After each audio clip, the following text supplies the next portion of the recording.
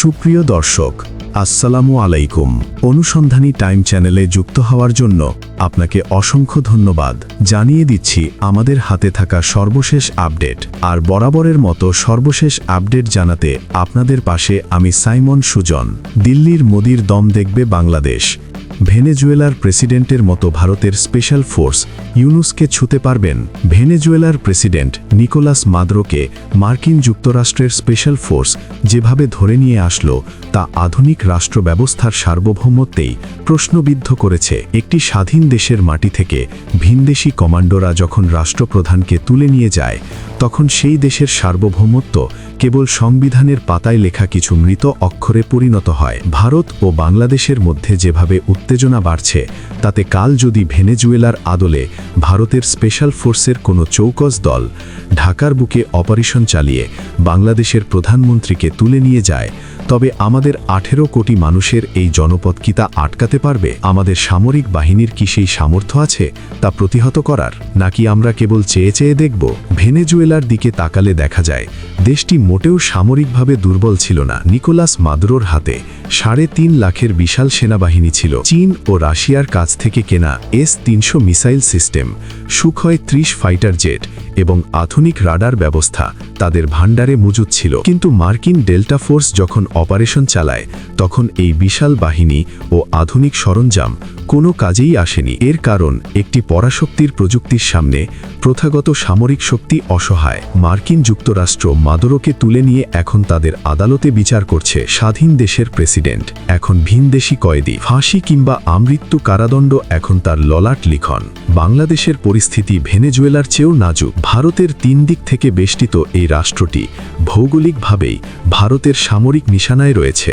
বাংলাদেশের বর্তমান বাস্তবতা হল, দেশটির প্রতিরক্ষা ব্যবস্থা ভারতের আচমকা কোনো কমান্ড অপারেশন ঠেকানোর মতো স্তরে নেই। ভারতের স্পেশাল ফোর্স, বিশেষ করে প্যারা SF বা মার্কস কমান্ডোরা যদি কোনো সার্জিক্যাল স্ট্রাইক পরিচালনা করতে চায়, তবে তাদের খুব বেশি বেগ পেতে হবে না। এর পেছনে সবচেয়ে বড় কারণ হল ঘরের শত্রু বিভীষণ। বাংলাদেশের প্রশাসন, রাজনৈতিক দল এবং এমনকি সামরিক বাহিনীর উচ্চপদস্থ কর্মকর্তাদের একটি বড় অংশ ভারতের প্রতি অনুগত। এই শীর্ষ বেইমান গোষ্ঠীর সহায়তায় ভারত সহজেই বাংলাদেশের চেইন অফ কমান্ড ভেঙে দিতে পারে। যে কোনো অপারেশনের আগে এই পঞ্চম বাহিনীর ভেতর থেকেই প্রতিরোধের পথ রুদ্ধ করে দেবে। অন্তর্বর্তী সরকারের প্রধান ডক্টর মোহাম্মদ ইউনুসের বিষয়টি অবশ্য ভিন্ন। তিনি নোবেল জয়ী এবং পশ্চিমা বিশ্বে তার গ্রহণযোগ্যতা আকাশচুম্বী। ডক্টর ইউনুসকে ছোঁয়ার ক্ষমতা ভারতের নেই। এমনকি বিশ্বের অন্য পরাশক্তিরাও তাকে নিয়ে ঘাটাঘাটি করতে 10 বার ভাববে। তার নিরাপত্তা বর্ম হল তার আন্তর্জাতিক পরিচিতি। কিন্তু ডক্টর ইউনুস ছাড়া বাংলাদেশের অন্য যে কোনো প্রধানমন্ত্রীকে ভারত চাইলেই তুলে নিয়ে যেতে পারে। অতীতে আমরা দেখেছি কিভাবে ভারতের নির্দেশনায় বাংলাদেশের রাজনীতি পরিচালিত হয়েছে। এখন যদি তারা মনে করে কোনো নির্দিষ্ট ব্যক্তিকে ক্ষমতায় রাখা তাদের স্বার্থের পরিপন্থী, তবে ভেনেজুয়েলা স্টাইলে অপারেশন চালানো তাদের জন্য অসম্ভব কিছু নয়। আরেকবার তুলে নিয়ে যাওয়ার পর ভারতের আদালতে প্রহসনের বিচারে সেই রাষ্ট্রনেতাকে যদি ফাঁসিও দেয়া হয়, তবুও আন্তর্জাতিক সম্প্রদায় হয়তো কেবল উদ্বেগ প্রকাশ করেই দায় সারবে। বিশ্বের অন্য প্রান্তের দিকে তাকালে আমরা ভিন্ন চিত্র দেখি। উত্তর কোরিয়ার মতো একটি একঘরে দেশ কিভাবে বছরের পর বছর আমেরিকা ও তার মিত্রদের হুমকি দিয়ে টিকে আছে। কিম জং উনকে কেন মার্কিন নেভিসিল বা ডেল্টা ফোর্স তুলে নিয়ে যেতে পারে না? উত্তর একটাই, পারমাণবিক প্রতিরোধ। পিয়ংইয়ং স্পষ্ট করে দিয়েছে, তাদের সার্বভৌমত্বে আঘাত লাগলে তারা পারমাণবিক বোতামে চাপ দিতে দ্বিধা করবে না। এটাই তাদের রক্ষা কবচ। তাদের অর্থনীতি দুর্বল, জনগণ দরিদ্র, কিন্তু তাদের সামরিক মেরুদণ্ড সোজা। একইভাবে পাকিস্তানের দিকে নজর দেয়া যাক। অর্থনৈতিকভাবে পাকিস্তান প্রায় দেউলিয়া, রাজনৈতিক অস্থিরতা চরমে।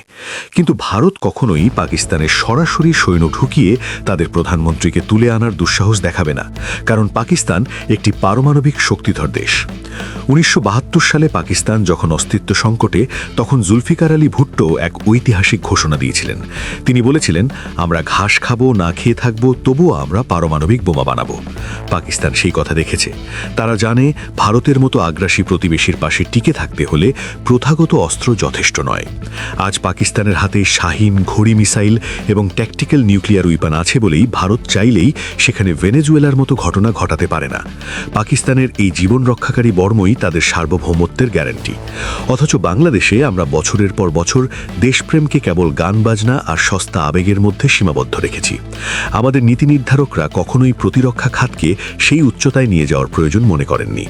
বাংলাদেশের ভূ রাজনৈতিক অবস্থান অত্যন্ত সংবেদনশীল। ভারত নিজেকে দক্ষিণ এশিয়ার মোড়ল মনে করে এবং তারা চায় আশেপাশের সব দেশ তাদের অনুগত থাকবে। এই আধিপত্যবাদের মোকাবেলায় বন্ধুত্ব কোনো কার্যকর পররাষ্ট্রনীতি হতে পারে না। আন্তর্জাতিক সম্পর্কে নিঃস্বার্থ বন্ধু বলে কেউ নেই। আজ যে বন্ধু, স্বার্থের দ্বন্দ্বে কাল সেই শত্রু। ইউক্রেন যুদ্ধের পর এই সত্য আরও প্রকট হয়েছে। পশ্চিমা বিশ্ব ইউক্রেনকে অস্ত্র দিলেও সরাসরি রাশিয়ার বিরুদ্ধে যুদ্ধ করতে নামেনি। বাংলাদেশকে বুঝতে হবে, ভারতের আগ্রাসনের মুখে কেউ আমাদের বাঁচাতে আসবে না, যদি না আমাদের নিজস্ব প্রতিরোধ ব্যবস্থা থাকে। অথচ আমরা দেখছি প্রতিরক্ষা কেনাকাটায় দীর্ঘসূত্রিতা এবং ভুল পরিকল্পনা। ভারতের মর্জি চলতে গেলে আমরা শক্তিশালী আকাশ প্রতিরক্ষা ব্যবস্থা গড়ে তুলিনি, যা এখন আমাদের জন্য অস্তিত্বের সংকট হয়ে দাঁড়িয়েছে। আধুনিক সমরাস্ত্রের যুগে বাংলাদেশের আকাশ সীমা সম্পূর্ণ অরক্ষিত বলা চলে। ভারতের আধুনিক রাফায়েল বা সুখাই ফাইটার জেটগুলো নিমেষেই ঢাকার আকাশে চলে আসতে পারে। আমাদের প্রয়োজন ছিল মাল্টিলেয়ার্ড এয়ার ডিফেন্স সিস্টেম। তুরস্কের হিসার বা চীনের HQ-9 মতো সিস্টেম থাকলে শত্রু বিমান বা হেলিকপ্টার সহজে আমাদের আকাশ সীমা লঙ্ঘন করতে পারত না। পাশাপাশি শক্তিশালী রাডার নেটওয়ার্ক, যা শত্রু গতিবিধি অনেক দূর থেকেই শনাক্ত করতে পারে, তা আমাদের নেই। ড্রোন প্রযুক্তিতে আমরা যোজন যোজন পিছিয়ে। আজারবাইজান আর্মেনিয়া যুদ্ধে দেখা গেছে বাইরাক্তার ড্রোনের মতো প্রযুক্তি কিভাবে যুদ্ধের মোড় ঘুরিয়ে দিতে পারে। অথচ আমরা এখনও মানধাতার আমলের চিন্তাধারায় আটকে আছি। সাবমেরিন, আধুনিক ট্যাঙ্ক এবং অ্যান্টি ট্যাঙ্ক গাইডেড মিসাইলের পর্যাপ্ত মজুদ ছাড়া ভারতের মতো বিশাল শক্তির মোকাবেলা করা অসম্ভব। সবচেয়ে বড় অভাব হল প্রশিক্ষিত জনশক্তি এবং মানসিকতার। আমাদের তরুণ প্রজন্মকে সামরিক প্রশিক্ষণের আওতায় আনার সময়ের দাবি। ইসরায়েল বা দক্ষিণ কোরিয়ার মতো দেশগুলোতে বাধ্যতামূলক সামরিক প্রশিক্ষণ রয়েছে, কারণ তারা জানে তাদের শত্রুর অভাব নেই। বাংলাদেশের প্রতিটি নাগরিকের হাতে অস্ত্র তুলে দেওয়া সম্ভব না হলেও গেরিলা যুদ্ধের কৌশল জানা থাকলে কোনো আগ্রাসী শক্তি সহজে মাটি দখল করতে পারে না। কিন্তু এর চেয়েও জরুরি হলো শক্তিশালী সামরিক জোট। এখানেই আসে পাকিস্তানের প্রসঙ্গ।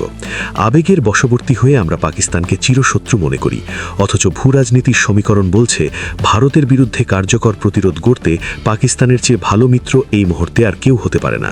ইতিহাসের দিকে তাকালে দেখা যায়, দ্বিতীয় বিশ্বযুদ্ধে আমেরিকা জাপানের উপর পারমাণবিক বোমা ফেলেছিল। অথচ আজ জাপান ও আমেরিকা একে অপরের সবচেয়ে ঘনিষ্ঠ মিত্র। তারা অতীতের শত্রুতা ভুলে ভবিষ্যতের স্বার্থকে প্রাধান্য দিয়েছে। জাপান জানে চীন ও উত্তর কোরিয়াকে মোকাবেলা করতে হলে আমেরিকার পারমাণবিক ছাতা তাদের প্রয়োজন। বাংলাদেশকে 1971 সালের আবেগ একপাশে রেখে 2026 সালের বাস্তবতায় সিদ্ধান্ত নিতে হবে। পাকিস্তান এখন পারমাণবিক শক্তিধর দেশ। তাদের সাথে যদি বাংলাদেশের একটি পূর্ণাঙ্গ সামরিক প্রতিরক্ষা চুক্তি থাকে, তবে ভারত ও বাংলাদেশে কোনো সামরিক অভিযান চালানোর আগে শতবার চিন্তা করবে। ইসলামাবাদ ও ঢাকার মধ্যে সামরিক সক্ষতা ভারতের জন্য হবে সবচেয়ে বড় দুঃস্বপ্ন। এই ব্যালেন্স অফ পাওয়ারই পারে বাংলাদেশকে রক্ষা করতে। অথচ আমাদের দেশে এক শ্রেণীর বুদ্ধিজীবী ও রাজনীতিবিদ আছেন যারা চেতনার দোহাই দিয়ে পাকিস্তানকে দূরে ঠেলে রাখেন। এই সস্তা চেতনা বাছরাই দিন শেষে ভারতের স্বার্থ রক্ষা করে চলেছেন। ভারত জানে বাংলাদেশ ও পাকিস্তান এক হলে দক্ষিণ এশিয়ায় তাদের একাধিপত্য শেষ হয়ে যাবে। তাই তারা সবসময় চেষ্টা করে এই দুই দেশের মধ্যে বিভেদ জিয়ে রাখতে। পাকিস্তানের সাথে সামরিক মহড়া, প্রযুক্তি বিনিময় এবং গোয়েন্দা তথ্য শেয়ারিং হতে পারে বাংলাদেশের নিরাপত্তার গেম চেঞ্জার। পাকিস্তানের কাছে থাকা আধুনিক মিসাইল প্রযুক্তি এবং পারমাণবিক ডেটারেন্ট ক্যাপাবিলিটির ছায়াতলে থাকলে ভেনেজুয়েলের মতো পরিণতি বরণ করতে হবে না বাংলাদেশকে। দেশের অর্থনীতি, রেমিটেন্স, মেগা প্রজেক্ট এসবের কোনো মূল্যই থাকবে না যদি রাষ্ট্রটি স্বাধীন না থাকে। লিবিয়া বা ইরাক একসময় যথেষ্ট ধনী ছিল, কিন্তু সামরিকভাবে তারা পশ্চাৎপদদের মোকাবেলা করতে পারেনি। ফলে তাদের ধ্বংস অনিবার্য হয়েছে। অর্থনৈতিক সমৃদ্ধি নিরাপত্তা নিশ্চিত করে না, বরং নিরাপত্তাই অর্থনৈতিক সমৃদ্ধিকে টেকসই করে। বাংলাদেশ যদি মনে করে শুধু জিডিপি প্রবৃদ্ধি দিয়ে ভারতের আগ্রাসন ঠেকানো যাবে, তবে তা হবে বোকার স্বর্গে বসবাস। ভারত যখন তখন পানি আটকে দেয়, সীমান্তে মানুষ মারে, বাণিজ্যে অসহযোগিতা করে। এগুলো সবই তাদের শক্তির প্রদর্শনী। এই শক্তির ভাষাকে কেবল পাল্টা শক্তির ভাষা দিয়েই জবাব দেয়া সম্ভব। দুর্বলকে কেউ সমীহ করে না, দুর্বলকে সবাই গ্রাস করতে চায়। মাদুরের পরিণতি আমাদের শিখিয়ে দিয়েছে সার্বভৌমত্ব রক্ষার জন্য কাগজে আইন বা জাতিসংঘের সনদ যথেষ্ট নয়, প্রয়োজন শক্তিশালী সামরিক প্রস্তুতি। আমাদের সেনাবাহিনী, নৌবাহিনী এবং বিমান বাহিনীকে ঢেলে সাজাতে হবে। প্রতিরক্ষা বাজেটে জিডিপির বরাদ্দ বাড়াতে হবে। শুধু বেতন ভাতা নয়, আধুনিক সরঞ্জাম ক্রয়ে এই অর্থ ব্যয় করতে হবে। একই সাথে পররাষ্ট্রনীতিতে আমূল পরিবর্তন এনে চীন ও পাকিস্তানের সাথে কৌশলগত গভীরতা বাড়াতে হবে। ভারতের তুষ্টির রাজনীতি পরিহার করে রক্তের বিনিময়ে অর্জিত স্বাধীনতা রক্ষার জন্য বাস্তবসম্মত পদক্ষেপ নিতে হবে। ভবিষ্যৎ খুব একটা সুখকর নয়। বিশ্বজুড়ে সংঘাত বাড়ছে, পরাশক্তিগুলো ছোট দেশগুলোকে দাবার গুটি হিসেবে ব্যবহার করছে। এই পরিস্থিতিতে বাংলাদেশ যদি নিজেকে প্রস্তুত না করে, তবে একদিন সকালে ঘুম থেকে উঠে আমরা দেখব আমাদের প্রধানমন্ত্রীকে ভিনদেশি সৈন্যরা তুলে নিয়ে গেছে। তখন আর হাহাকার করা ছাড়া আমাদের কিছুই করা থাকবে না। প্রিয় দর্শক, আমরা আপনার কথা জানতে চাই। নিশ্চয়ই আপনার অভিমত মন্তব্য করে আমাদের জানাবেন। আজ এ পর্যন্তই। ভালো থাকুন, সুস্থ থাকুন। চ্যানেলটি সাবস্ক্রাইব করে আমাদের সঙ্গেই থাকুন।